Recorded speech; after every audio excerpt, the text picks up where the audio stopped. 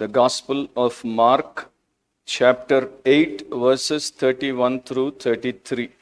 Mark సువార్త 8వ అధ్యాయము 31వ వచనం నుండి 33వ వచనం వరకు మీ బైబిల్లో గమనించండి. మరియు మనుష్య కుమారుడు అనేక హింసలు పొంది పెద్దల చేతను, ప్రధాన యాజకుల చేతను, శాస్త్రుల చేతను ఉపేక్షింపబడి చంపబడి 3 దినములైన తరువాత లేచుట అగత్యమని ఆయన వారికి బోధింపనారంభించెను. ఆయన ఈ మాట బహిరంగముగా చెప్పెను. పేతురు ఆయన చేయి పట్టుకొని ఆయనను గద్దింపసాగెను.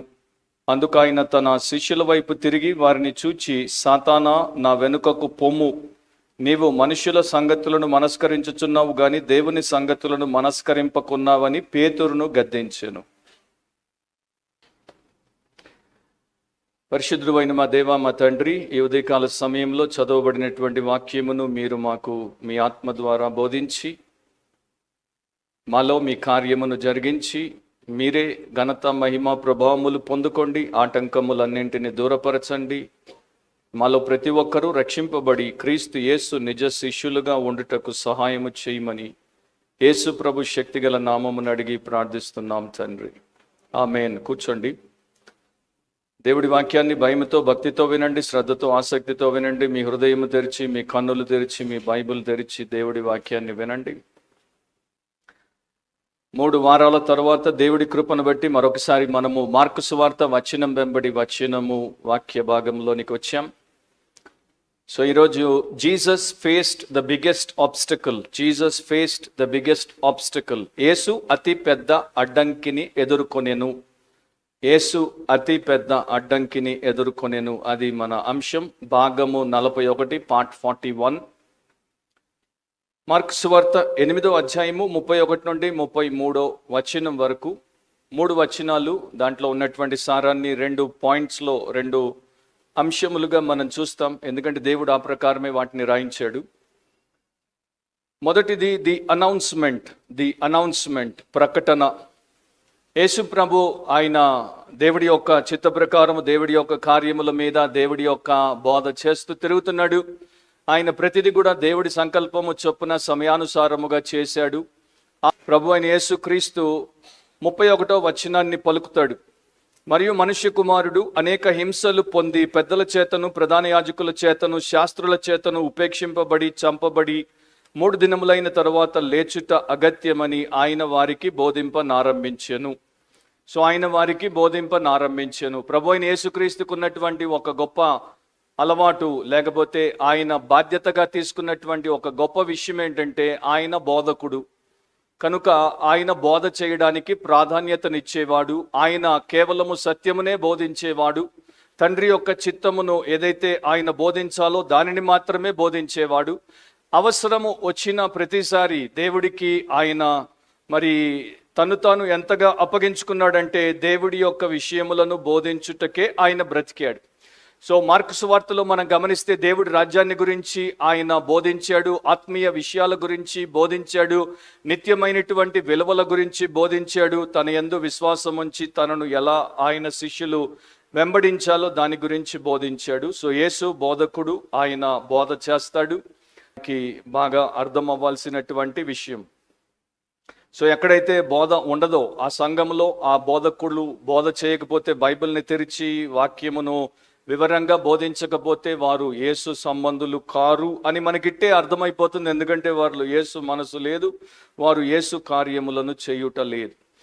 అయితే మొట్టమొదటిసారి ఆయన తన శ్రమ గురించి, తాను పొందబోయే మరణము గురించి, తన కొరకు నిర్ణయించబడినటువంటి ఆ యొక్క భయంకరమైనటువంటి హింసాత్మకమైనటువంటి అంశమును గురించి ఇక్కడ ప్రస్తావించాడు. దీన్ని కొన్నిసార్లు బైబిల్ స్కాలర్స్ ప్యాషన్ ప్రిడిక్షన్ అంటారు. అంటే ఆయన శ్రమ గురించి ఆయన ముందుగానే ప్రవచించాడు. ఆయన దాన్ని ఎవరికి చెప్పకుండా ఉండలేదు. ఆయన దాన్ని చెప్పి ఆ తర్వాత దాన్ని చేయడానికి ముందుకు సాగిపోయాడు. సో ఈ వచనము మార్కు సువార్త ప్రకారం అయితే మొదటిసారి ప్రభు అయిన యేసుక్రీస్తు తన శ్రమ, తన మరణం గురించి ప్రకటించిన వచనం. రెండవసారి 9వ అధ్యాయంలో 31వ వచనాన్ని మీరు గమనిస్తే, ఏలయనగా ఆయన తన శిష్యులకు బోధించుచు మనుష్య కుమారుడు మనుషుల చేతికి అప్పగింపబడుచున్నాడు, వారు ఆయనను చంపెదరు, చంపబడిన 3 దినములకు ఆయన లేచునని వారితో చెప్పాను. అది రెండవసారి ఆయన శిష్యులతో చెప్పినటువంటి విషయం. 10వ అధ్యాయంలో 3వసారి మరలా దాని గురించి ఆయన ప్రకటన చేస్తాడు. అది 33, 34 వచనాల్లో మనం చూడొచ్చు.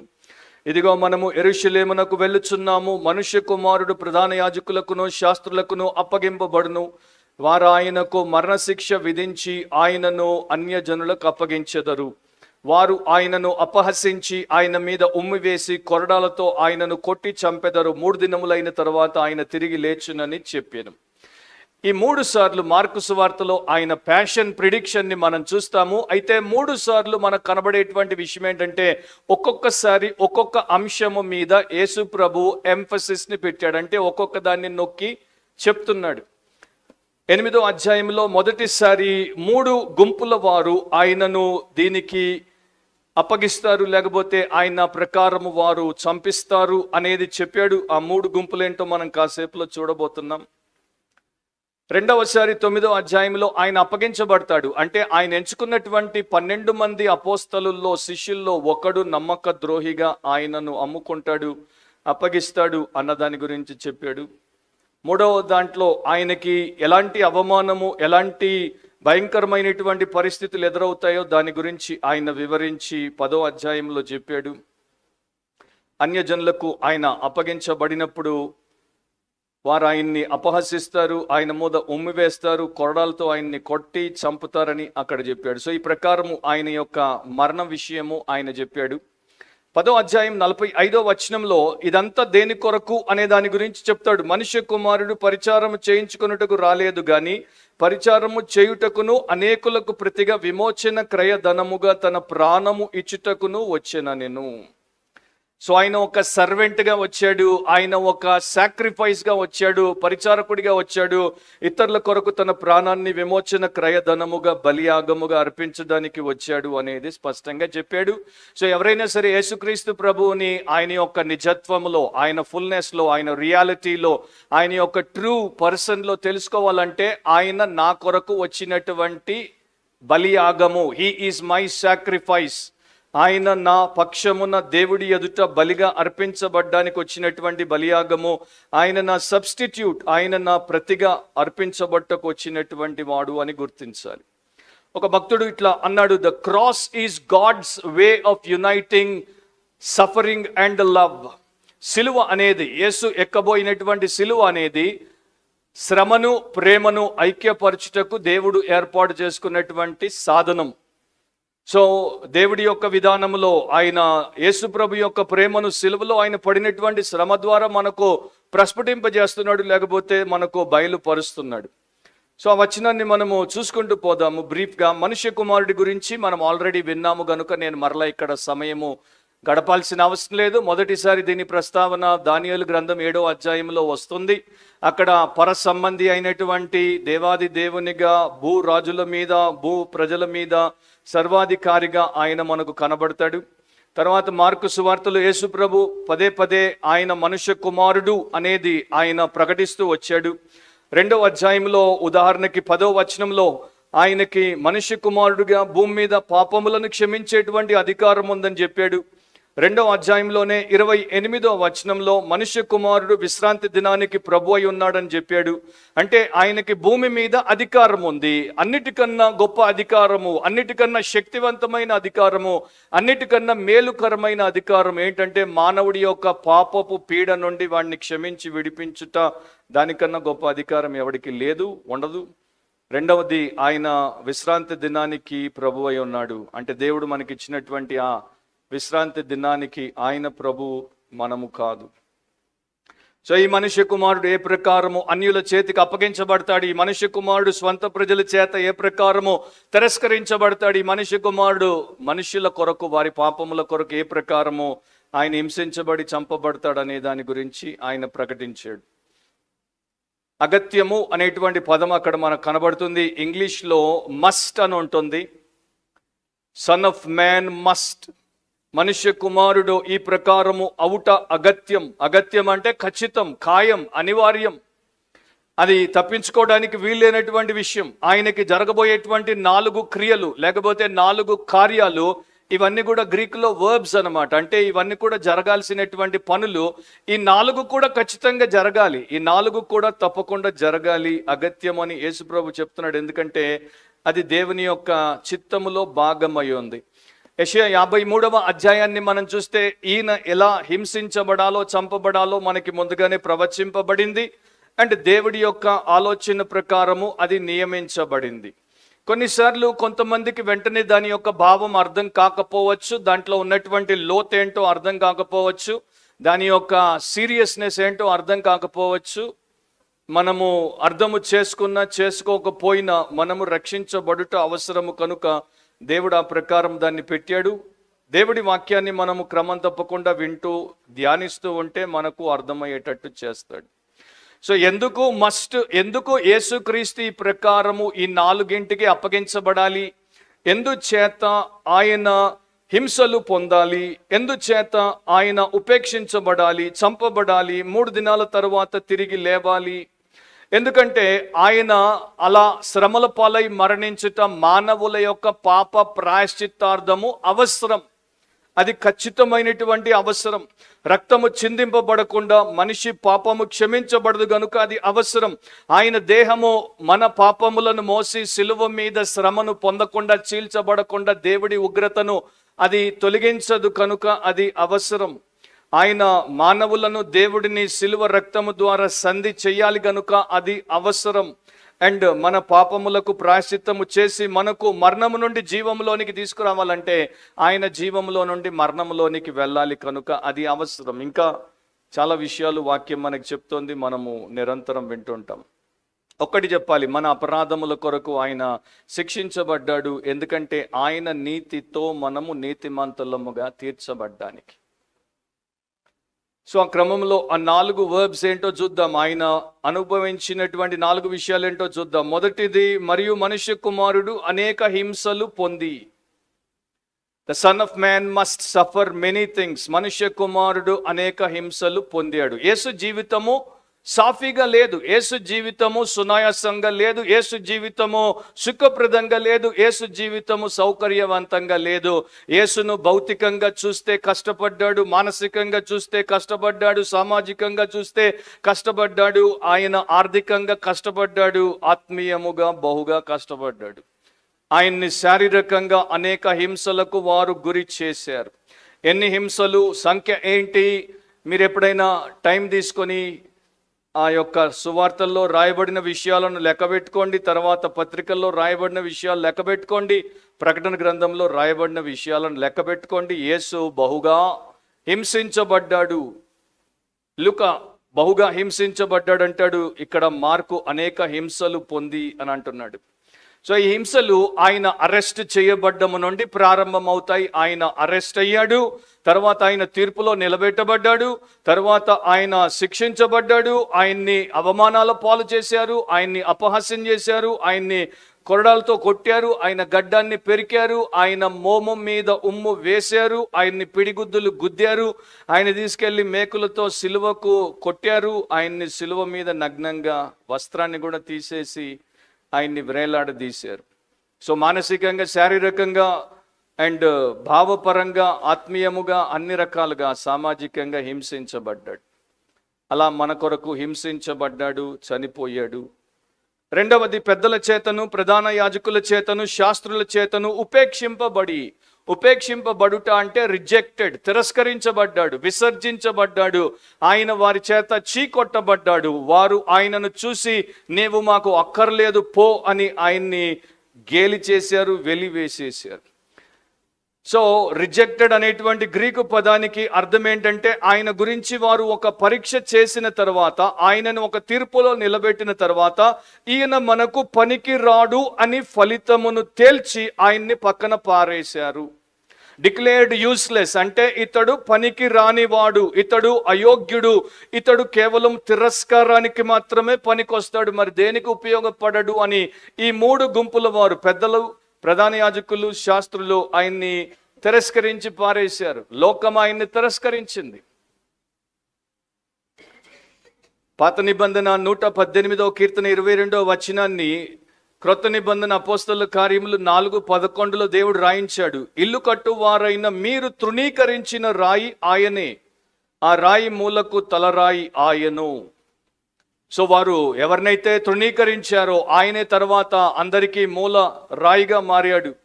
ఆయన లేకుండా ఎవరు లేరు అనేటువంటి స్థితిలో ఆయన మనకి ఇక్కడ కనబడతాడు. సో ఈ ముగ్గురిని యేసుప్రభు పేర్కొన్నాడు. వారెవరో కూడా ఒక్కొక్క మాట మీతో చెప్తాను. మొదటి వారు పెద్దలు, ఎల్డర్స్. వీరు మరి మహాసభ అంటే శాన్హెడ్రిన్లో యూదుల మధ్యలో ఉన్నటువంటి ఆ దేశానికి అతి పెద్ద కోర్టు, దానికి వీరు ప్రముఖ సభ్యులు. వీరే అన్ని తీర్పులు అక్కడ తీరుస్తారు. సో వీరు మరి ఎల్డర్స్గా ఇక్కడ కనబడుతున్నారు. రెండవ గుంపు ఎవరంటే ప్రధాన యాజకులు.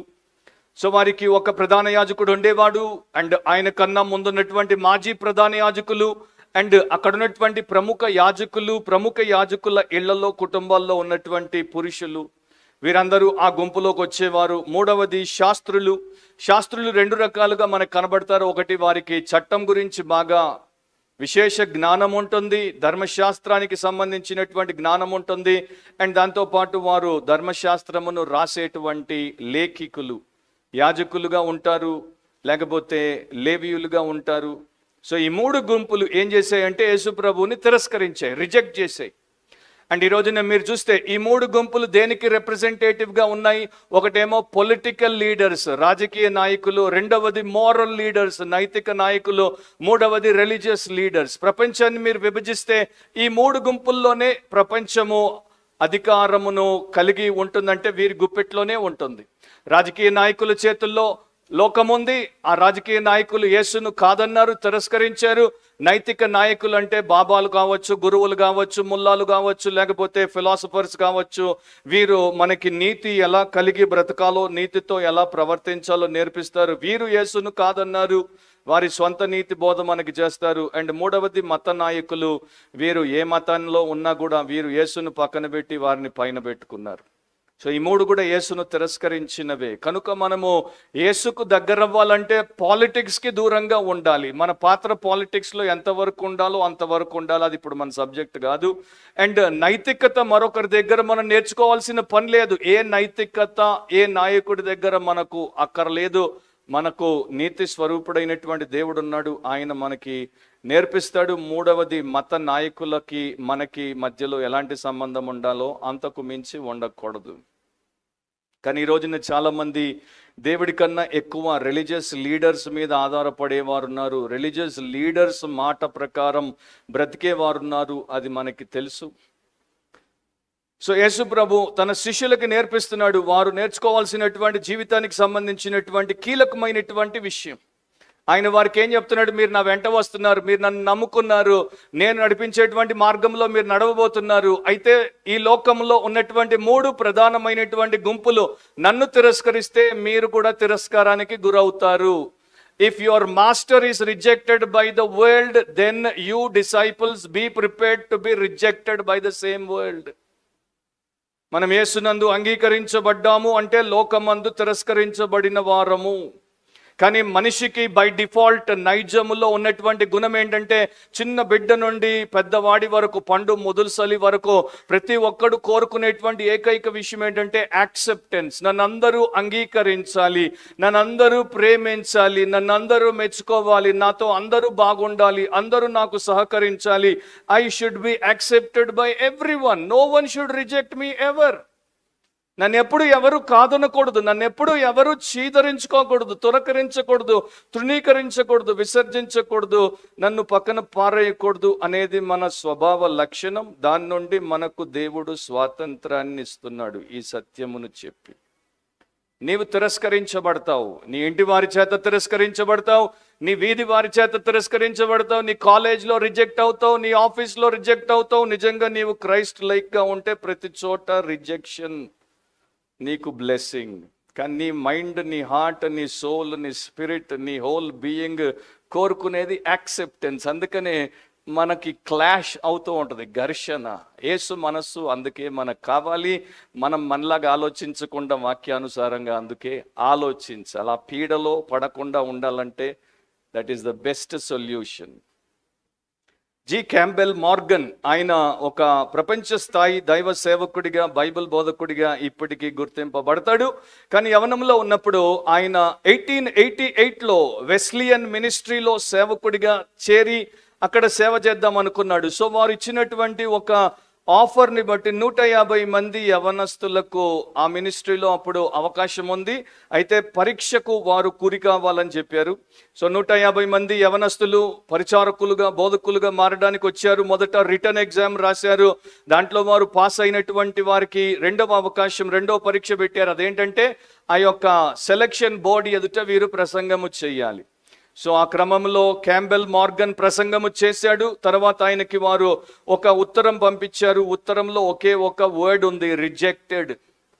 అంటే నీవు ఎన్నుకోబడలేదు, నీవు మా తరపున సేవకుడిగా, బోధకుడిగా పనికిరావు, నీవు తిరస్కరించబడ్డావు.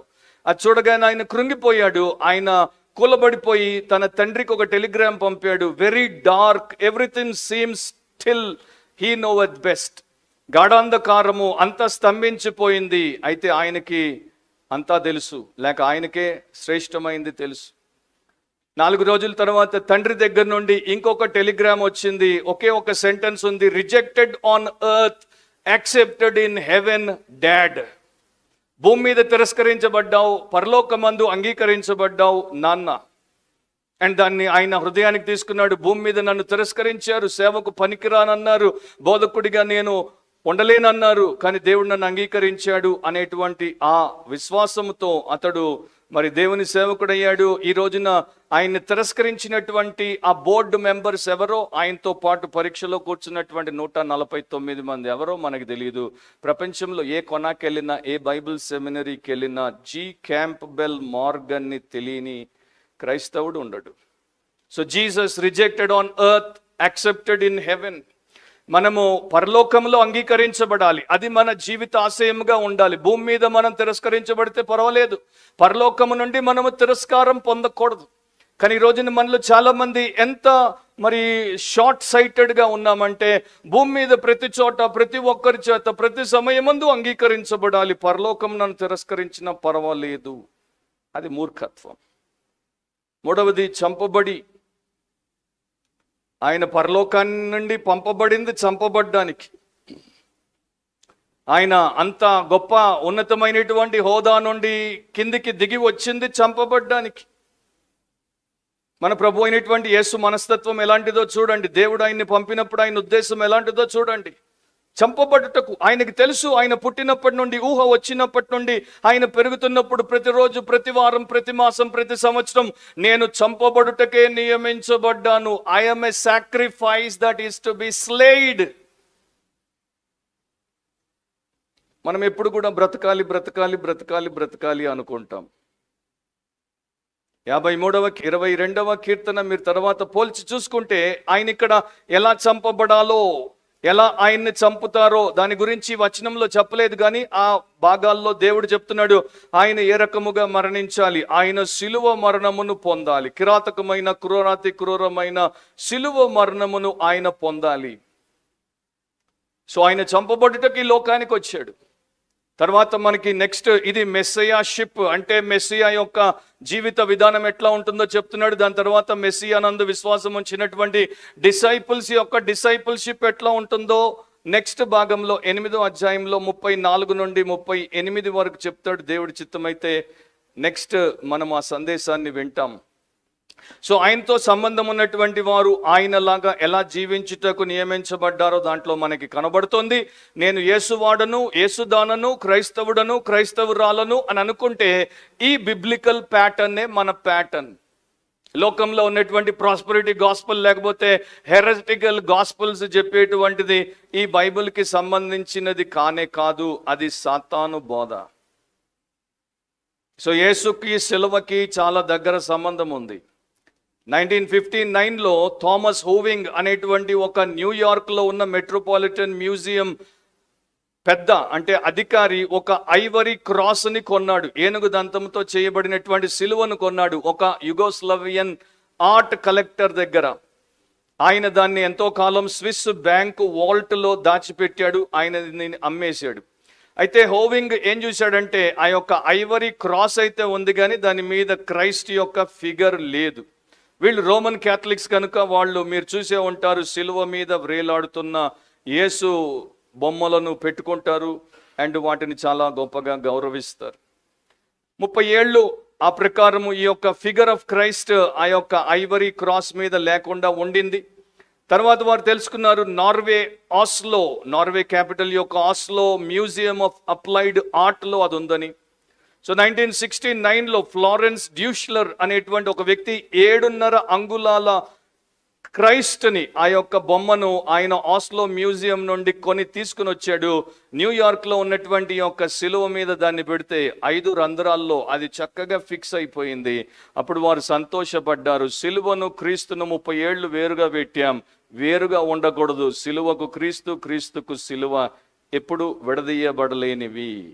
ఆ ఎగ్జాంపుల్ బిబ్లికల్ కాదు. మీరు ఎప్పుడు మెడలో సిలువ వేసుకోకండి, ఇట్లా అనకండి, సిలువకు మొక్కకండి. అది వాక్య వ్యతిరేకం, అది విగ్రహారాధన, అది క్రైస్తవులు భక్తులు చేయకూడదు. దాంట్లో నేను మీకు చెప్పే పాయింట్ ఏంటంటే, ఎగ్జాంపుల్ ఎందుకు వాడానంటే, you cannot separate the cross from Christ and Christ from the cross. సిలువ నుండి క్రీస్తును, క్రీస్తు నుండి సిలువను వేరు చేయలేం, కానీ చేస్తున్నారు. పేతురు చేయబోయాడు. ఇప్పుడున్న వాళ్ళు చాలామంది పేతురు లాంటి వాళ్ళు అవివేకముతో వాక్యం ఎరగకుండా అదే పాపమును చేయబోతున్నారు. జాగ్రత్తగా మనం ఉండాలి. 4వది 3 దినములైన తర్వాత లేచుట అగత్యము. ఆ ప్రకారం చంపబడిన తర్వాత ఆయన్ని సమాధి చేస్తారు. సమాధిలో ఆయన 3 దినాలు ఉన్న తర్వాత ఆయన తిరిగి లేపబడతాడు. 3 దినములైన తరువాత అన్నది ఒక వివాదానికి తెరలేపింది. 3 దినములైన తరువాత అయినా లేక ఆ 3వ దినమున అయినా ఆన్ ద 3rd డే అని బైబిల్ చెప్తోంది. ఆఫ్టర్ 3 days అంటోంది, ఇట్లా అంటోంది. ఆ రెండు కూడా బిబ్లికల్గా ఒకే మీనింగ్ కనుక అక్కడ మనం ఏమీ కష్టపడాల్సిన పని లేదు. సో ఈ 31వ వచనంలో మనకేం కనబడుతోంది? క్రీస్తు మార్గం ఏంటో దేవుడు నిర్ణయించాడు. అండ్ ఇది డైరెక్ట్గా ఆయన నడిచే మార్గము. అదే మార్గంలో క్రైస్తవులు కూడా నడుచుకుంటారు. ఇండైరెక్ట్గా ఆయన వెంట వారు అదే రీతిలో పోతారు. వారు కూడా మరి అనేక హింసలు పొందొచ్చు, వారు తిరస్కరించబడచ్చు, వారు చంపబడచ్చు. ప్రతి ఒక్కరూ హతసాక్షి అవ్వరు, కొన్నిసార్లు కొంతమంది అవుతారు. అండ్ వారు మరి ఈ రోజు కాకపోతే ఒక రోజున క్రీస్తు ద్వారా లేపబడతారు. అయితే ఒకే ఒక వ్యత్యాసం ఏంటంటే, ఆయన మనుషులను విమోచించుటకు అలా చేశాడు. మనము చేసేది ఎవరిని విమోచించదు, విమోచింపబడిన వారమని మనల్ని రుజువు చేస్తుంది. అయితే దేవుడి యొక్క మార్గం ఏంటంటే సిలువ మార్గము. అది మాత్రం మనము మర్చిపోకూడదు. అండ్ మన మానవ గర్వానికి, మనలో ఉన్న అహానికి సిలువ అంటే ఇష్టం ఉండదు. మనలో ఉన్నటువంటి ఆ యొక్క పొగరుబోతనానికి సిలువ అంటే ఇష్టం ఉండదు. కనుక మనము చాలాసార్లు క్రీస్తు యొక్క అధికారానికి లొంగినట్టే కనబడతాము, కానీ లొంగము, మనల్ని మనం మోసపుచ్చుకుంటాము. అలా మనము చెయ్యకూడదు. సో నా ప్రియ సహోదరి సహోదరుడా, నీవు ఈ సమయంలో ఆయనకి ఈ ప్రకారము లోబడి ఉన్నావా? నీ సిలువను నీవెత్తుకొని ఆయన్ని వెంబడిస్తున్నావా? అప్పుడు నీవు శిష్యురాలు అవుతావు, లేకపోతే నీవు ఒక డమ్మీగానే ఉండిపోతావు. 2వ పాయింట్ రాసుకునేవారు ది అబాండన్మెంట్ అంటే విడిచిపెట్టుట, వదిలివేయుట, లేక విసిరివేయుట. 32, 33 వచనాలు, దాన్ని కూడా మనం క్లుప్తంగా చూసుకుంటూ పోదాం. ఆయన ఈ మాట బహిరంగముగా చెప్పెను. సో ఆయన ఏదైతే 31లో చెప్పాడో దాన్ని బహిరంగంగా చెప్పాడు, పబ్లిక్గా చెప్పాడు. కొన్నిసార్లు మార్కు సువార్తలో మనం గమనించాము, ప్రైవేట్గా అంటే ఏకాంతములో తన శిష్యులకే కొన్ని మాటలు చెప్పేవాడు. కొన్నిసార్లు జన సమూహాలు ఎదుట బహిరంగంగా పబ్లిక్గా చెప్పేవాడు. అండ్ ఇప్పుడు ఇది శిష్యులు ఇతరులు ఉన్నటువంటి సమయంలో బహిరంగంగా చెప్పాడు, ఓపెన్గా చెప్పాడు, బోల్డ్గా చెప్పాడు, ధైర్యంగా చెప్పాడు. ఎవరు కూడా దాన్ని మిస్ అవ్వకుండా ప్రతి ఒక్కరికి అర్థం అవులాగున ఆయన బోధ చేశాడు. సో దేవుని బోధ నిజంగా మనము మనస్సు కలిగి వినయ మనస్కులమైతే ఆయన దగ్గర నేర్చుకోగలిగితే ఆయన మనకు చక్కగా సత్యాన్ని బోధిస్తాడు. సో ఆయన ఎప్పుడైతే ఈ మాటలు పలికాడో, ఎలాంటి టోన్తో పలికాడో, ఎంత ప్యాషన్తో అంటే తీవ్రతతో పలికాడో, మనకి ఆడియో రికార్డింగ్ లేదు కనుక, కేవలం స్క్రిప్చరే రికార్డ్ అయి ఉంది కనుక ఇక మనకు ఉన్నటువంటి బైబిల్ అనుభవాన్ని బట్టి మనము ఊహించుకోగలం. అది ఒక రెస్పాన్స్ని తీసుకుని వచ్చింది. అంటే ఆ 12 మంది ఉన్నారు, దాంట్లో మొదటివాడు పేతురుని అది బాగా చెలింపజేసింది. కదిలిపోయాడు ఆయన. పేతురు ఆయనకి మానసికంగా చాలా డిస్టర్బ్ అయిపోయాడు. అందుకనే అక్కడ రాయబడి ఉంది, పేతురు ఆయన చేయి పట్టుకొని ఆయనను గద్దింపసాగెను. వెంటనే యేసు చేతిని పట్టేసుకున్నాడు. అండ్ యేసును ఆపేయబోయినట్టు యేసును దాని నుండి నివారించి యేసును రక్షించుకుందామని చెప్పేసి యేసును గద్దిస్తున్నాడు. యేసును పక్కకి తీసుకెళ్ళిపోయాడు. చేయి పట్టుకున్నాడు, పక్కకి తీసుకెళ్ళిపోయి అక్కడ యేసును గద్దిస్తున్నాడు. అంటే స్ట్రాంగ్ డిసప్రూవల్ అన్నమాట. నేను దీనితో బొత్తిగా ఏకీభవించను, నేను దీనిని ఏమాత్రము ఆమోదించను. అసలు నువ్వెవడివి ఆయనతో ఏకీభవించడానికి, ఆయన చేయాల్సినటువంటి గొప్ప కార్యాన్ని ఆమోదించడానికి? కానీ చూడండి, విశ్వాసిగా ఉండకపోతే విశ్వాసి మరి దేవుడికి అధికారిగా, దేవుడి మీద పెత్తనం చేయబోయేవాడిగా మారిపోతాడు. చాలాసార్లు ఇట్లా అవుతారు. పేతురుకు ఉన్నటువంటి కాన్సెప్ట్ మెస్సియా అంటే ఇట్లా ఉంటాడు అన్నదానికి భిన్నంగా యేసు చెప్పాడు గనుక అక్కడ అతనికి అది నచ్చలేదు. దాన్ని అతడు జరగనివ్వకూడదు అనుకున్నాడు. మార్కు వివరాలు ఇవ్వడు, కానీ మత్తయి వివరం ఇచ్చాడు. మత్తయి 16:22లో దీని యొక్క ప్యారలల్ ప్యాసేజ్ మనకు అక్కడ ఉంటుంది. అక్కడ ఇట్లా అంటున్నాడు పేతురు, ఆయన చెయ్యి పట్టుకొని, ప్రభువా అది నీకు దూరమగుగాక, అది నీకెన్నడును కలుగదని ఆయనను గద్దింపసాగెను. సో మాటికి అంటున్నాడు, అది నీ దూరమగ్గాక, అది నీకెన్నడును కలగదు, అది నీకు దూరమగుగాక, అది నీకెన్నడూను కలగదు. ఏది దూరం అవ్వాలి యేసుకి ఏది దూరం అవ్వాలి? అనేక హింసలు. యేసుకి ఏది దూరం అవ్వాలి? తిరస్కారము. యేసుకి ఏది దూరం అవ్వాలి? చంపబడ్డము. అది ఆయనకెన్నడూ కలగకూడదంట. అంటే పేతురు దృష్టిలో యేసు ప్రభు ఎప్పుడు కూడా హింసల పాలవ్వకూడదు, తిరస్కారం పొందకూడదు, చంపబడకూడదు. ఆయన ప్రతిసారి సన్మానించబడాలి, ఆయన ప్రతిసారి సంతోష సుఖ శాంతులతో ఉండాలి, ఆయన ప్రతిసారి జీవించి వీరికి కావలసినటువంటి ప్రతి ఈవినిచ్చి మేలు చెయ్యాలి. అది నీకు దూరం అగుగాక, అది నీకెన్నడూ కలగదు. ఇప్పుడు మీరు నాతో చెప్పండి, యేసుకే అది నీకు దూరంగా ఉండాలి, కలగకూడదు అంటే ఇక పేతురు దాన్ని యాక్సెప్ట్ చేస్తాడా? పేతురు మైండ్ సెట్ ఎట్లా ఉందో చూడండి. పేతురు తన సిలువను ఎత్తుకుంటాడా? పేతురు తిరస్కరించబడ్డానికి ఇష్టపడతాడా? పేతురు చంపబడ్డానికి తను అప్పగించుకుంటాడా? అది ఒక విశ్వాస జీవితం, అది ఒక క్రైస్తవుడి భక్తు. ఆ క్రైస్తవుడిని అట్లా వదిలిపెడితే వాడు అట్లాగే ఉంటాడు. వాడు ఎప్పుడు హింసించబడ్డానికి, క్రీస్తు యేసునందు సద్భక్తితో బ్రతుకు ప్రతి ఒక్కరూ హింసించబడతారు. అది దేవుడి విధానం. కానీ క్రైస్తవుడు దాంట్లోనికి రావడానికే ఇష్టపడ్డు. లోకము చేత మీరు తిరస్కరించబడతారు. ఈ క్రైస్తవుడికి ఆ తిరస్కారమే ఇష్టం లేదు. మీరు మిమ్మల్ని ఉపేక్షించుకొని మీరు నిరంతరము సిలువనెత్తుకొని నా నిమిత్తము చావండి, మిమ్మల్ని చంపినా చావండి అని ప్రభు చెప్పిన దానికి ఆ క్రైస్తవుడు ఒప్పుకుంటాడా? సో అందుకని క్రైస్తవుడిని రూపాంతరపరచుటకు యేసు ప్రభు తన యొక్క విషయాన్ని తెలియజేశాడు. దాని తర్వాత వారిలో కూడా ఆయన పనిని మొదలుపెట్టాడు. సో వీరికి క్రైస్ట్ అనేటువంటి పర్సన్ని అంగీకరించి ఆమోదించారు, కానీ క్రైస్ట్ పర్సన్ యొక్క డివైన్ ప్లాన్ని వీరు అంగీకరించట్లేదు, ఆమోదించట్లేదు. అంటే దేవుడు క్రీస్తు కొరకు పెట్టినటువంటి ప్రణాళికను వీరు ఆమోదించట్లేదు. అంతకుముందే మనము గత పాఠంలో చూసాము, ఆయన 29వ వచనంలో నీవు క్రీస్తు అని ఆయనతో చెప్పాడు. క్రీస్తు అను శబ్దానికి అభిషిక్తుడు. మత్తయి ప్రకారం అయితే నీవు సజీవుడు అయిన దేవుని కుమారుడవు. సో అంత గొప్ప ఒప్పుకోలు ప్రొఫెషన్ని చేసినటువంటి పేతురు ఇప్పుడు ఎంత పర్వర్ట్గా మాట్లాడుతున్నాడు చూడండి. అది నీకు దూరమగుగాక, అది నీకెన్నడూ కలగదు. సో పేతురు యొక్క ఉద్దేశం ఏంటంటే డేవిడిక్ మెస్సియాగా, అంటే దావీదు తర్వాత వచ్చేటువంటి రాజైన మెస్సియాగా, అధికారిగా రోమన్లతో కుమ్ముక్కైనటువంటి యూదులను అందరినీ కూడా అణిచేసి వారిని జయించి తిరిగి దావీదు లాంటి గొప్ప రాజ్యాన్ని స్థాపించి పరిపాలించేటువంటి రారాజుగా ఈ మెస్సియా ఉంటాడని పేతురు భావించాడు. దానికి భిన్నంగా యేసుప్రభు చెప్పగానే అతనికి అది మింగుడు పడలేదు. సో నా ప్రియ సహోదరులారా, పీటర్కి ఎవరు కావాలి? రూలింగ్ మెస్సయ్య కావాలి, రిడీమింగ్ మెస్సయ్య కాదు. పరిపాలించేటువంటి మెస్సియా కావాలి, పాపులను రక్షించి విమోచించేటువంటి మెస్సియా కాదు. ఈ రోజున ఎన్నో పుల్పిట్స్లో, ఎన్నో చర్చెస్లో, ఎన్నో మినిస్ట్రీస్లో, ఎన్నో పెద్ద పెద్ద ప్లాట్ఫామ్స్లో ఈ పీటర్ మైండ్ సెట్ ఉన్నటువంటి పాస్టర్లు, ప్రీచర్లే ఉన్నారు. అండ్ ఎన్నో ప్యూస్లో అట్లా ముందు కూర్చున్నటువంటి ఆడియన్స్ కాంగ్రిగేషన్స్లో ఎంతోమంది పీటర్ మైండ్ సెట్ ఉన్నటువంటి బిలీవర్సే ఉన్నారు. వారికి రూలింగ్ మెస్సయ్య కావాలి, రిడీమింగ్ మెస్సయ్య వద్దు. వారికి రిలీవింగ్ మెస్సయ్య కావాలి, అంతేగాని వారికి రిడీవింగ్ మెస్సయ్య వద్దు. అంటే ఆయన మాకు శక్తినిచ్చి, ఆయన మాకు సర్వదా సమస్తములో సహాయపడి రక్షించేటువంటి అధికారిగా ఉండాలి. మేము ఆయన వారము గనుక మాకు తిరుగు లేకుండా ఉండాలి. రెండవది, ఆయన ద్వారా మాకు సమస్తము దక్కుతుంటాయి, మాకు ఉపశమనం కలుగుతుంటుంది, మేము అక్కర్లలో ఉండకుండా ఉంటాం. సరే, ఆయన మీకు అధికారం ఇస్తాడు, మిమ్మల్ని ఏమి కాకుండా చూస్తాడు, మీకు కావలసినవన్నీ ఇస్తాడు. కానీ మీ పాపాల్లో మీరు కుళ్ళిపోయేటట్టు వదిలిపెడితే, if he doesn't become your redeeming Messiah, then you will rot in your sin now and then forever in the lake of fire.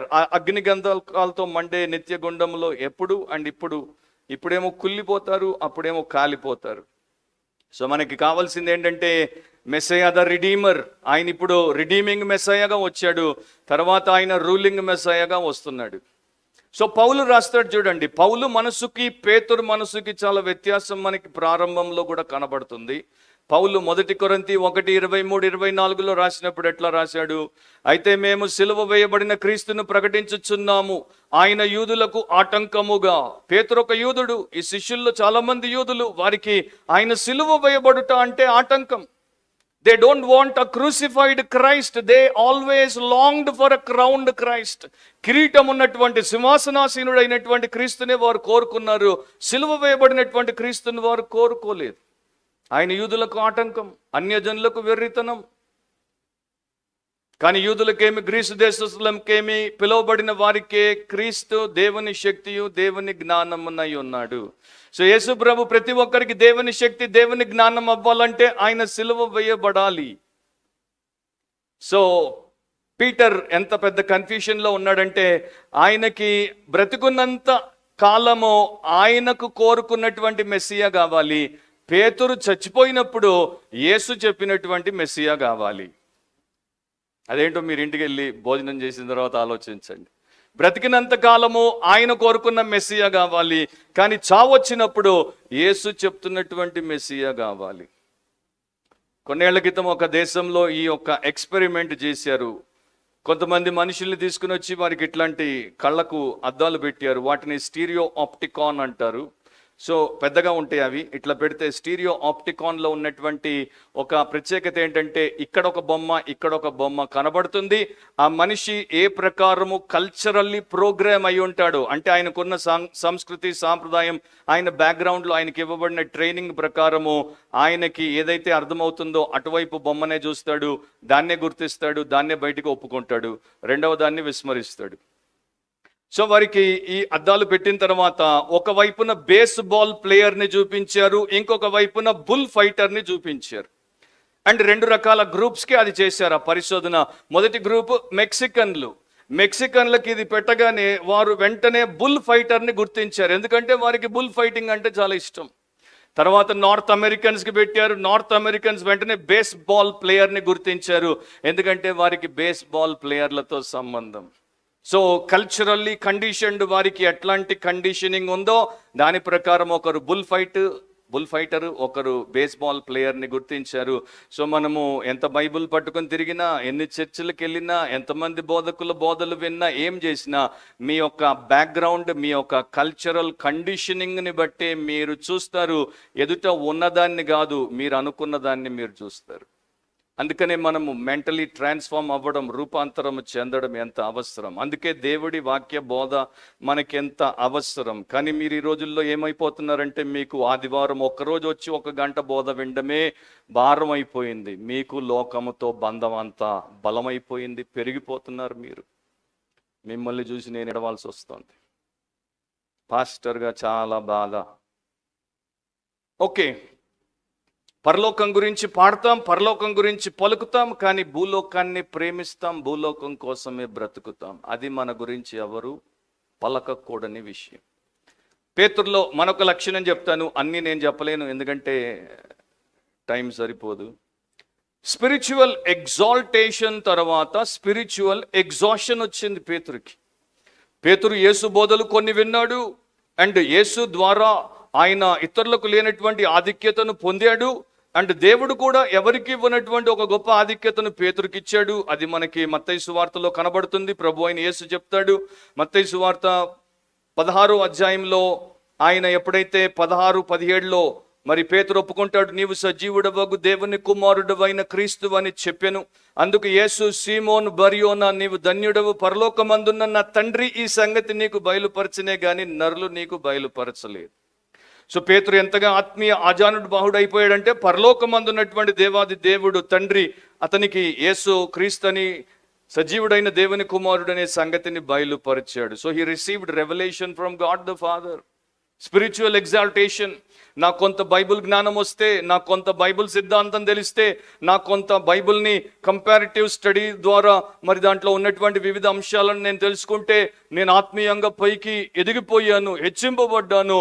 కానీ అక్కడ నాకు ప్రమాదం ఉంది. నేను అక్కడ అజాగ్రత్తగా ఉంటే దాని తర్వాత నేను ఆత్మీయంగా అలసిపోతాను, అధాపాతాళానికి తొక్కబడతాను.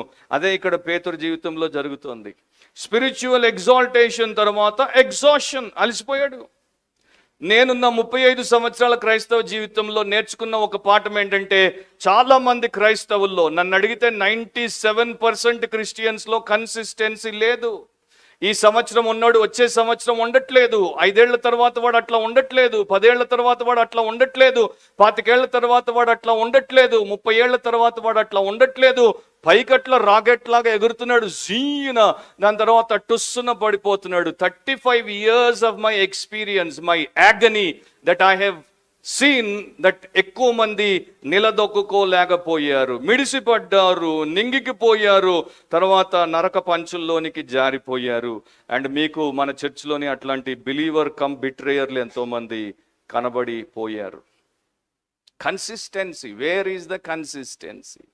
నువ్వు నిజంగా క్రీస్తు అనే ద్రాక్ష వల్లిలో ఉన్నటువంటి తీగవైతే ఎందుకు నీవు వేరు చేయబడతావు? ఎందుకు నీవు నిష్ఫలంగా ఉంటావు? ఎందుకు నీవు కాల్చబట్టకు అప్పగించబడతావు? ఎందుకు ఆ ద్రాక్ష వల్లిలోనే నీవు నిరంతరం ఉండవు? సో పేతురు స్పిరిచువల్ ఎగ్జాల్టేషన్ తర్వాత స్పిరిచువల్ ఎగ్జాషన్. 3 గంటలు ప్రార్థన చేసేవారు ఇప్పుడు 30 నిమిషాలు ప్రార్థన చేయలేకపోతున్నారు.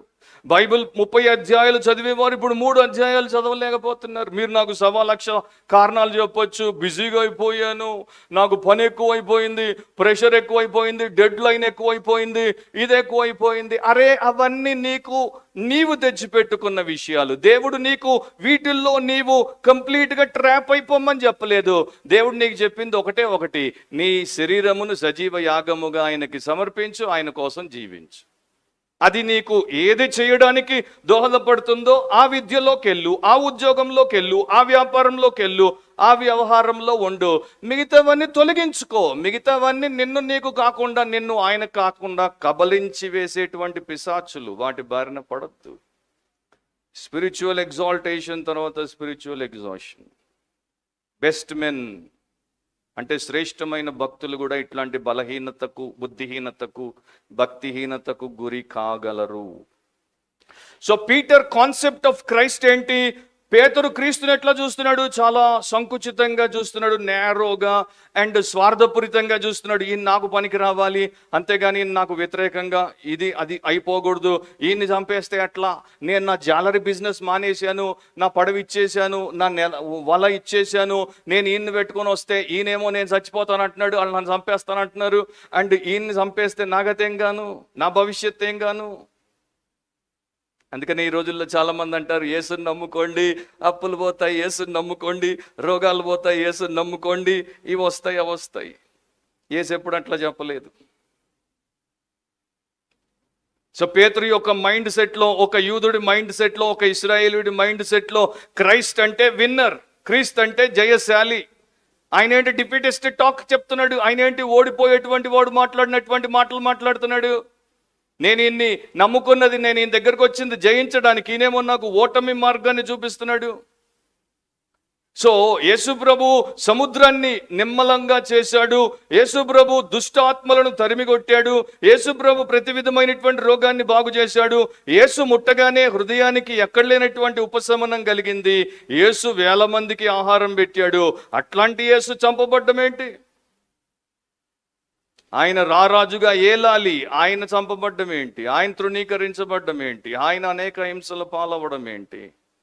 So Peter could not conceive a suffering మెస్సాయా. Peter always wanted a sovereign మెస్సాయా. అక్కడే యేసుకి పీటర్కి పడింది. ఎందుకంటే ఇద్దరివి క్రాస్ పర్పసెస్, ఇద్దరివి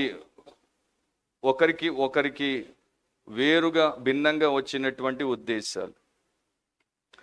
ఇదే మైండ్ సెట్ ఈ రోజుల్లో చాలా మందికి ఉంది. ఎంతోమంది యేసును షేప్ చేసుకుంటారనమాట. We manufacture our own Christ. జాగ్రత్తగా వినండి. నీవు నీ క్రీస్తును తయారు చేసుకుంటావు, నీవు నీ క్రీస్తుకు రూపాన్ని పోస్తావు. దానికి కారణం ఏంటంటే ఫెల్ట్ నీడ్. నీకున్న అక్కరను బట్టి నీ దేవుణ్ణి నీవు తయారు చేస్తావు. నీవు బైబిల్ చదివేటప్పుడు, నేను ఎప్పుడు చెప్తూ ఉంటాను, బైబిల్ చదివేటప్పుడు నీకు ఉపశమనం కలిగే భాగాలే నీకెందుకు నచ్చుతాయి? నీ ఉన్న అవసరతలో నీతో దేవుడు మాట్లాడుతున్నాడు అని అనిపిస్తాడు, కానీ మిగతావంతా దానికన్నా ముఖ్యమైన విషయాలు దేవుడు మాట్లాడుతుంటే నీవెందుకు చూడవు? ఇంతకుముందు నేను ఎగ్జాంపుల్ చెప్పాను చూడండి, కండిషనింగ్. బుల్ ఫైటర్ని ఒకరు చూస్తున్నారు, బేస్బాల్ ప్లేయర్ని ఒకరు చూస్తున్నారు. క్రిస్టియన్ తన అవసరాలను బైబిల్లో చూసుకునేటువంటి వాడిగా ప్రధానంగా ఉండడు. మొదట దేవుడి చిత్తం ఏంటి, దేవుడికి నేను ఎలా బ్రతికితే సంతోషం కలుగుతుంది, దేవుడు నన్ను ఈ దినాన్న ఏమి చేయుటకు నియమించాడు అన్నది తెలుసుకోవడానికి ప్రయత్నిస్తాడు, తర్వాత మిగతావి. కానీ మన ఫెల్ట్ నీడ్స్ని బట్టి మన క్రైస్ట్ని మనం ప్రొడ్యూస్ చేస్తాం. అండ్ పీటర్ అట్లాంటి ఒక క్రైస్ట్ని ప్రొడ్యూస్ చేసుకున్నాడు. కనుక ఆ క్రైస్ట్కి భిన్నంగా ఈ క్రైస్ట్ మాట్లాడుతుంటే ఆయనకి చాలా ఇబ్బంది కలుగుతోంది, చాలా చాలా సమస్యాత్మకంగా ఉంది. సో పీటర్ క్రైస్ట్, లేకపోతే పీటర్స్ క్రైస్ట్కి, జీసస్ ఆఫ్ నాజరెత్కి మధ్యలో యుద్ధం అన్నమాట. అండ్ ఈ రోజున నీ క్రైస్ట్కి, రియల్ బిబ్లికల్ జీసస్కి యుద్ధం ఎందుకు జరుగుతోంది అంటే, నీ క్రైస్ట్ రియల్ క్రైస్ట్ కాదు, నీ క్రైస్ట్ ఫ్యాంటసీ క్రైస్ట్, అంటే ఊహాజనితమైనటువంటి క్రీస్తు. సో నా ప్రియ సహోదరి సహోదరుడు, జాగ్రత్త. ఒక Sunday school teacher Sunday school lesson చెప్పాడు, లూకా 16వ అధ్యాయము. దాంట్లో చెప్పాడు, మరి ఇక్కడ ఇద్దరు వ్యక్తులు కనబడుతున్నారు, ఒక ఆయన ధనికుడు, ఒక ఆయన లాజరు. ధనికుడు లోకంలో సుఖించాడు, అండ్ లాజరు పరలోకానికి పోయినప్పుడు సమాధానం పరచబడ్డాడు. మీరు ఎవరిని పోలి ఉండదలుచుకున్నారు? వెంటనే ఒక విద్యార్థి చేయి పైకెత్తాడు. ఆ టీచర్ చెప్పాడు, లేచి చెప్పంటే, బతుకున్నప్పుడు ధనికుడిలాగా ఉండాలి, చచ్చిన తర్వాత లాజర్ లాగా ఉండాలి. యథార్థపరుడ పిల్లవాడు. పేతురు మైండ్ సెట్ కూడా అంతే. బతుకున్నప్పుడు యేసుకేమి కాకూడదు, నాకేమి కాకూడదు, చచ్చిన తర్వాత యేసుతో నిత్య జీవంలో నేను ఉండాలి. యేసు నీ కొరకు సిలువలో వధింపబడకపోతే, నిన్ను విమోచించకపోతే నీవు నిత్య జీవంలో ఆయనతో ఎట్లా ఉంటావు? అందుకు ఆయన తన శిష్యుల వైపు తిరిగి వారిని చూచి, సాతానా, నా వెనుకకు పొమ్ము, నీవు మనుషుల సంగతులను మనస్కరించుచున్నావు గాని దేవుని సంగతులను మనస్కరింపకున్నావు అని పేతురును గద్దించెను. సింపుల్గా నేను చెప్తాను. ఆయన తన శిష్యుల వైపు తిరిగాడు, వారిని చూశాడు, కానీ సాతానా అని వారిని అనలేదు, పేతురును అన్నాడు. కానీ శిష్యుల వైపు చూచి అందరినీ కలయ చూచిన తర్వాత, ఇది ఇతనితో నేను చెప్తున్నా, ఇది మీకు అందరికీ వర్తించేది అన్నట్టుగా ఆయన చెప్పాడు. ఎందుకంటే పేతురు అట్లా పలికినప్పుడు శిష్యులు విన్నారు గనుక, పేతుర్ని కరెక్ట్ చేసినప్పుడు వీరి యొక్క కన్సెప్షన్ని కూడా, పర్సెప్షన్ని కూడా, వీరు అనుకున్నటువంటి విషయాన్ని కూడా యేసుప్రభు కరెక్ట్ చేయకపోతే వీరు పేతురు చేత ప్రభావితం అయిపోతారు, దారి తప్పిపోతారు. గనుక వారిని కరెక్ట్ చేయాలి. సో వారందరినీ చూశాడు, అందరికీ ఇది సందేశం అన్నాడు. కానీ పీటర్కి, అతడు ప్రధాన దోషి గనుక అతడిని ఆయన గద్దించి సరిచేశాడు. సో పేతురు ఎట్లయితే ఆయన్ని గద్దించబోయాడో తీవ్రతతో, యేసు అదే రీతిలో తీవ్రంగా పేతురును తిరిగి గద్దించాడు. అండ్ గద్దించినప్పుడు, గెట్ ది బిహైండ్ మీ అని అంటాడు ఆయన. సాతానా, నా వెనుకకు పొమ్ము. సో నా వెనుకకు పొమ్ము మొదట మనం చూద్దాం. ఇది స్కాలర్స్ రెండు రకాలుగా దాన్ని, అక్కడ ఉన్నటువంటి గ్రీక్ లాంగ్వేజ్ని బట్టి రెండు రకాలుగా వారు చెప్తారు. నా వెనుకకు పో అని సాతానా అన్నప్పుడు యేసుప్రభు ఏమంటాడంటే, అసలు నాకు కనబడకుండా పో, get lost, go away from మీ. నాకు కనబడకుండా పో, నా దృష్టిలో పడకుండా పో, నా నుండి దూరంగా పో. అది కొంతమంది అభిప్రాయం. మరి కొంతమంది అభిప్రాయం ఏంటంటే, యేసుప్రభు వాడినటువంటి ఇతర పదాలు, మార్కు సువార్త 1వ అధ్యాయం 17 అండ్ మార్కు సువార్త 8వ అధ్యాయం 34లో దీనికి అనుబంధితమైనటువంటి పదాలు ఉన్నాయి. గనుక నీవు నా ముందుండి నన్ను నడిపించేటువంటి నాయకుడవుగా ఉండకూడదు, నీవు నా వెనుకొండి నా యొక్క శిష్యుడిగా నన్ను వెంబడించాలి. కనుక ముందు నుండి వెనక్కి పో అంటున్నాడు. నీ ప్లేస్ ఇది కాదు, నీ ప్లేస్ అది, you come behind me, you follow me, don't be my leader, be my disciple, be my learner. అది యేసుప్రభు చెప్తున్నాడు. కానీ డెన్నిస్ స్టాటన్బర్గ్ అనేటువంటి స్కాలర్ దీని గురించి, ఆ రెండు విషయాల గురించి ఆయన డీప్ రీసెర్చ్ చేసిన తర్వాత ఆయన ఏమంటాడంటే, ఇదా అదా అన్నది మనకు వాదముగా ఉండకూడదు. యేసు యొక్క మూల విషయం ఏంటంటే the necessity of unconditional obedience in discipleship. యేసు శిష్యులుగా ఉంటే షరతులు పెట్టకుండా మీరు విధేయత చూపుట అవసరము, అనివార్యము. And there is no room for compromise. రాజీ పడ్డానికి అసలు ఆయన ఎక్కడ సందునివ్వట్లేదు. అది దాని యొక్క మూల ఉద్దేశం. Get lost or get back in line. If you don't get back in line, ultimately you will be lost. Mattayi 4:10 సాతాను యేసు ప్రభువును శోధించినప్పుడు వానితో, సాతానా పొమ్ము అంటాడు, away from me Satan. So అట్లా అంటున్నాడా, ఇట్లా అంటున్నాడా? ఒకటే మనము గ్రహించాలి, ఆయన వెనక ఉండి ఆయన్ని మనము వెంబడించాలి. పేతురు యేసుకు చాలా ప్రియమైనటువంటి వాడు. కానీ ప్రియమైనటువంటి సన్నిహితుడిగా, శిష్యుడిగా ఉన్నటువంటి, స్నేహితుడిగా ఉన్నటువంటి వ్యక్తి నుండి యేసు ప్రభుకు వచ్చినటువంటి సలహా ఏంటి? ఆయన్ని దేవుడి చిత్తము చేయకుండా ఆపు చేసేటువంటి సలహా. యేసు దేవుడి యొక్క కార్యముల్లో ముందుకు సాగకుండా అభ్యంతరాన్ని కలుగు చేసేటువంటి సలహా. సో దీంట్లో మనకేం నేర్పిస్తున్నాడు?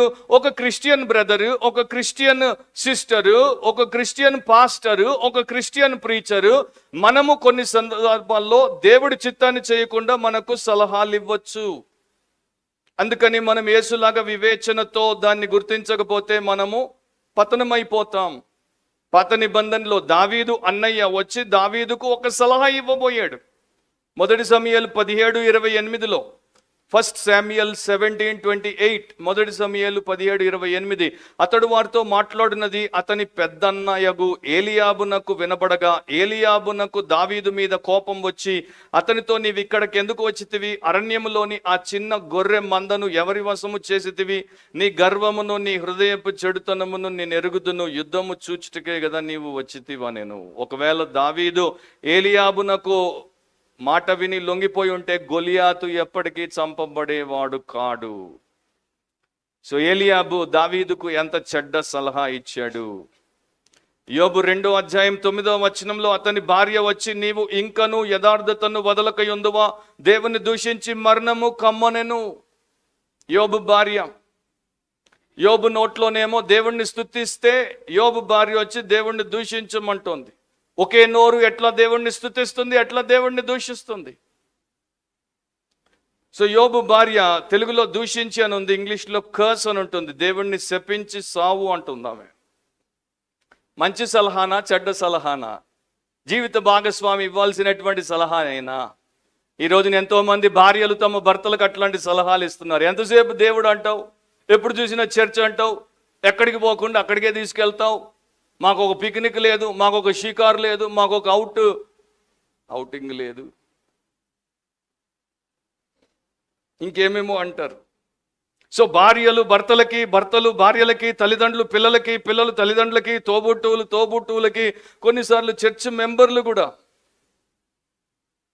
దేవుడికి వ్యతిరేకమైనటువంటి సలహాలు, దేవుడికి వ్యతిరేకమైనటువంటి ఆలోచనలు చెప్పి మీ జీవితాలు పాడు చేయకుండా మీకు యేసు మనసు ఉండాలి అండ్ యేసు వివేచన ఉండాలి. అందుకని యేసు ప్రభు స్ట్రాంగ్ వర్డ్ని వాడాడు. పేతురు అనలేదు, సాతానా అంటాడు. సాతానా అనేది సేటనాస్ హీబ్రూ పదం యొక్క ప్రైమరీ మీనింగ్ ఏంటంటే అపోనెంట్, వ్యతిరేకి, ప్రత్యర్థి, విరోధి, శత్రువా అని ఆయన అంటున్నాడు. అరే ఆయన నీ శిష్యుడే కదా, పేతురు నీ శిష్యుడే, కానీ అతన్ని నీవెందుకు ప్రత్యర్థి, విరోధి, వ్యతిరేకి, సాతాను అంటున్నావు అంటే అప్పుడు అతడు సాతాను స్థానాన్ని తీసుకున్నాడు, సాతాను పనిని యేసుకు వ్యతిరేకంగా చేస్తున్నాడు గనుక యథావిధిగా నిజమే చెప్పాడు. సాతానుకు తెలిసింది ఒక్కటే, దేవుడి మార్గాలకు వ్యతిరేకంగా తిరుగుబాటు చేయడం. అదే యేసుతో ఎన్నోసార్లు చేశాడు. సో నా వెనక్కి పొమ్మన్నాడు. నాకు ఒక హాస్యాస్పదమైనటువంటి స్టోరీ గుర్తుకొస్తుంది. భార్యాభర్తలు, భార్యకేమో ఎప్పుడు చూసినా దుకాణాల్లో పోయి షాపింగ్ చేయాలని, భర్తకేమో ఎప్పుడు చూసినా పిసిని కొట్టి కనుక పైసా ఖర్చు పెట్టకూడదని. సో ఈమె మళ్ళా షాపింగ్ మాల్కి వెళ్తానంటే ఆయన అన్నాడు, అమ్మ బాబోయ్ వద్దు, నువ్వు పోయిన ప్రతిసారి గంటల సేపు షాపింగ్ చేస్తావు, తడబడి బ్యాగులు మోసుకొని వస్తావు, నా జేబు గుల్లవుతుంది, పోనే వద్దంటే లేదండి నేను ఉట్టి విండో షాపింగ్ చేస్తాను, నేను కొన్ను ప్రామిస్ అంటే ప్రామిస్. ఒక గంట సేపు ఇద్దరు వాదులాడుకున్న తర్వాత ఆయన ఒప్పుకున్నాడు. పోయింది 3 గంటల తర్వాత వచ్చింది, బ్యాగులతో వచ్చింది. ఇప్పుడు ఆయన అన్నాడు, నీకు నేను చెప్పాను నువ్వు చేస్తావని, నువ్వు అట్లాగే చేసావు, ఏంటి నీ సంగతి అంటే అస్సలు కొండాలి అని నాకు ఉద్దేశం లేదు, నేను పోయాను. విండో షాపింగ్ చేస్తుంటే అక్కడ ఒక చక్కని బొమ్మకి ఒక చక్కని డ్రెస్ వేసి పెట్టారు. ఆ దుకాణదారుడు వచ్చి అన్నాడు, అబ్బా బొమ్మకి ఏం బాగలేదండి, బొమ్మలో జీవం లేదు, మీరైతే జీవంతో ఉట్టి పడుతున్నారు, మీ మీద ఇది వేసుకుంటే ఎంత బాగుంటుందో, జస్ట్ చూడండి, కొనాల్సిన పని లేదంటే లోపలికి వెళ్ళాను వేసుకున్నానంటే, అప్పుడే నువ్వు సాతానా నా వెనక్కి పో అని అనకూడదా అంటే, నిజంగానే సాతాను వచ్చాడు అండ్ సాతాను నన్ను శోధించినప్పుడు నేను వాడిని నా వెనక్కి పొమ్మంటే వాడు వెనక్కి కూడా పోయాడు అన్నాడు. ముందే కాదమ్మా, వెనకాల నుండి కూడా బాగుందన్నాడు, అందుకే కొనుక్కొని వచ్చారు. సో యేసు ప్రభువుని సాతాను శోధించాడు. మత్తయి సువార్త 4వ అధ్యాయం 8 నుండి 10 వరకు, మరలా అపవాది మిగుల ఎత్తైన ఒక కొండ మీదకి ఆయనను తోడుకొని పోయి, ఈ లోక రాజ్యములన్నింటినీ వాటి మహిమను ఆయనకు చూపి, నీవు సాగిలపడి నాకు నమస్కారం చేసిన ఎడల వీటన్నింటినీ నీకు ఇచ్చేదనని ఆయనతో చెప్పగా, సో నీవు సిలువ ఎక్కాల్సిన అవసరం లేదు, నీవు అనేక హింసలు పొందాల్సిన పని లేదు, నీవు విసర్జింపబడాల్సిన అవసరం లేదు, చంపబడాల్సింది అంతకన్నా లేదు, నీవు సాగిలపడి నాకు నమస్కారం చేస్తే ఈ లోక రాజ్యములు వాటి మహిమను నీకు ఇస్తాను అని యేసుకు ప్రపోజల్ పెడితే, యేసు వానితో, సాతానా పొమ్ము, ప్రభు అయిన నీ దేవునికి మ్రొక్కి ఆయనను మాత్రము సేవింపవలెనని రాయబడి ఉన్నదనెను.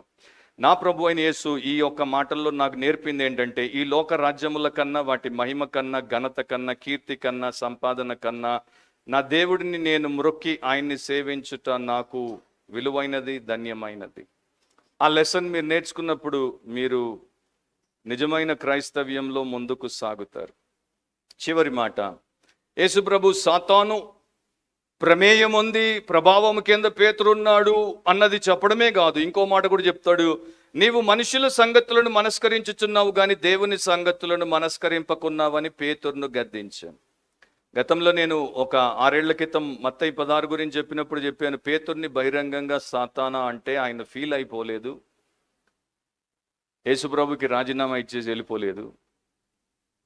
అండ్ అదే పేతురు ఆ రోజున బహిరంగంగా యేసు గద్దింపును పొందినవాడు, పెంతెకొస్తు దినాన్న యేసు అతడు లోబడ్డాడు కనుక యేసు అతనికి పరిశుద్ధాత్మనిచ్చి అతడి ద్వారానే ప్రకటన 3000 ఆత్మలు రక్షణ పొందుటకు అవకాశం ఇచ్చాడు. సో నిన్ను నీవు తగ్గించుకుంటే ఆయన తగిన సమయంలో లేవనెత్తుతాడు. నీవు అహంకారిగా ఉంటే నీవే అధాపాతాళానికి పోతావు. సో పేతురు ప్రాబ్లం రెండవది ఏంటి? మనుష్యరీత్యా ఆలోచిస్తున్నాడు, మనుషుల సంగతులను మనస్కరించుచున్నావు. పేతురు మనసంతా కూడా మనుషుల సంగతుల మీదే లగ్నమై ఉన్నది, నిమగ్నమై ఉన్నది. పేతురు మనసంతా కూడా మనుషుల సంగతులతోనే నింపబడి ఉన్నది, లోక సూక్తులతోనే నింపబడింది, లోకపు సామెతలతోనే నింపబడింది, పెద్దల మాటలతోనే నింపబడింది, సంస్కృతి సాంప్రదాయాలతోనే నింపబడింది. మనుషుల లోకానికి సంబంధించిన స్వార్థపూరితమైన, అహంకారభరితమైన, అశాశ్వతమైన, నాశనకరమైన సంగతులతోనే పేతురు బుర్ర నిండి ఉంది. దేవుని సంగతులను మనస్కరింపకున్నావు. అప్పటిదాకా పేతురుకు యేసు నేర్పిన బోధను అతడు బుర్రకెక్కించుకోలేదు. అది చాలా మందికి ఉన్నటువంటి సమస్య. సో మనుషుల సంగతులతో మన మనసులు నిండి ఉంటే, మనం వాటినే మనస్కరిస్తే మన కామన్ సెన్స్ని మనము ఆధారం చేసుకుంటాం. And most Christians live by their common sense.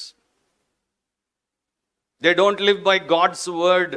దేవుడి వాక్యంతో వారు జీవించరు. కనుక దేవుడికి మనుషులకి మధ్యలో ఉన్నటువంటి వ్యత్యాసం ఏంటి? ఉద్దేశాల్లో వ్యత్యాసం ఉంది, విలువల్లో వ్యత్యాసం ఉంది, ప్రమాణాల్లో వ్యత్యాసం ఉంది, సాధనాల్లో వ్యత్యాసం ఉంది, లక్ష్యాల్లో వ్యత్యాసం ఉంది, ప్రతి దాంట్లో వ్యత్యాసం ఉంది. యెషయా 55:8-9లో దేవుడు చెప్పాడు, నా తలంపులు మీ తలంపుల వంటివి కావు, మీ త్రోవలు నా త్రోవల వంటివి కావు, ఇదే యెహోవా వాక్కు. ఆకాశములు భూమికి పైన ఎంత ఎత్తుగా ఉన్నవో మీ మార్గముల కంటే నా మార్గములు, మీ తలంపుల కంటే నా తలంపులు అంత ఎత్తుగా ఉన్నవి. అంత క్లియర్గా దేవుడు చెప్పిన తర్వాత కూడా మనం మన కామన్ సెన్స్ని ఎట్లా ట్రస్ట్ చేస్తాం? మీ తర్వాత కావాలంటే చూసుకోండి, మార్క్ 8:31లో యేసుప్రభు చెప్పిన దాన్ని 8:35తో ఆయన పోలుస్తాడు. అంటే లింక్ పెడతాడు. నేను చెప్తాను, వచనాలు రాసి మీరు తర్వాత మెడిటేట్ చేసుకోండి. మార్క్ 8:31కి 8:35కి లింక్ ఉంది. 9:31కి 9:35కి లింక్ ఉంది.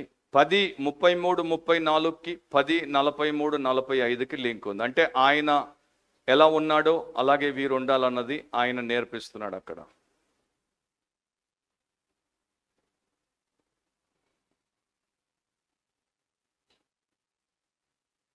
సో ఫైనల్ అప్లికేషన్ 32, 33 వచనాల్లో శరీర సంబంధిగా పేతురు ఆలోచించాడు, పేతురు పలికాడు, పేతురు ప్రవర్తించాడు.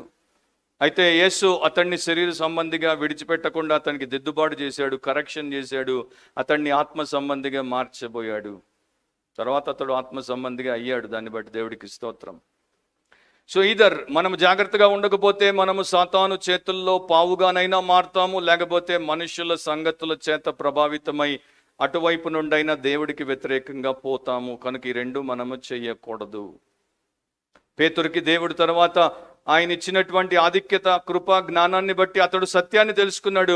పెంతెకోస్తు దినాన్న అందుకని అపోస్తలుల కార్యములు 2వ అధ్యాయం 22, 24 వరకు ఇట్లా చెప్తాడు, ఇశ్రాయేలు వారలారా ఈ మాటలు వినుడి. దేవుడు నజరేయుడగు యేసు చేత అద్భుతములను, మహత్కార్యములను, సూచక్రియలను మీ మధ్యను చేయించి ఆయనను తన వలన మెప్పు పొందిన వానిగా మీకు కనుపరచను, ఇది మీరే ఎరుగుదురు.